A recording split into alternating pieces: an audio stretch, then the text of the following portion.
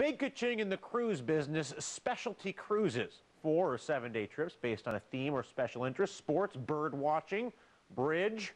But one of the hottest of all, about the blues. Mike Hagedis jumps on board. He's on the money tonight.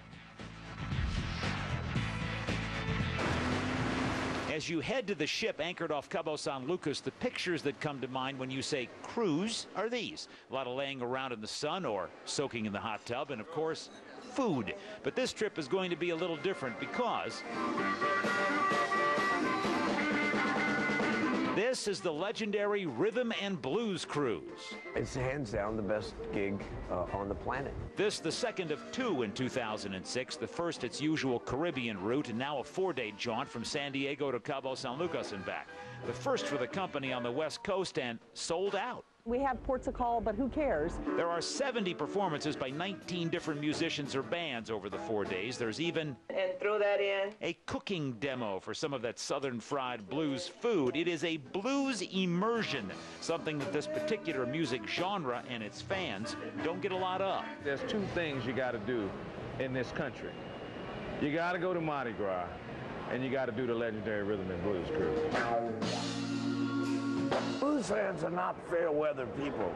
The real hardcore blues fans, and they're a lot larger than they're served by the record companies. Few people know that better than Roger Neighbor of Kansas City, former owner of the world-famous Grand Emporium Blues Club in that town and blues promoter for 26 years. He started the Blues Cruise idea in 1992. A business partner's death ended that run 6 years later, and then, with new investors, he started the current cruise series in 2002. We've expanded our audience by quite a bit and got a much deeper penetration into the West Coast. This is travel, lifestyle, and music, so it's something that they have passions about all 3. The folks that come on the cruise are not only blues fans, but for the most part, they're baby boomers, willing and able to not only spend the thousands it takes to go along for the ride, but are more and more unwilling to do the club scene.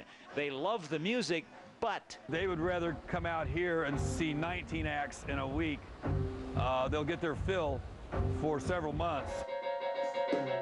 In typical Boomer Nation fashion, cruisers are even encouraged to get their instruments out of the garage and bring them on board, jamming with each other or the pros. These are the hardcore blues fans, the ones that are willing to get on this boat and ship out and cruise the blues. Cruising the Blues, a floating monument to names like Buckwheat Zydeco, Taj Mahal, Jimmy Thackeray, and proof that age is only a state of mind. On the money, Mike Hagedis, CNBC, somewhere off the coast of Baja.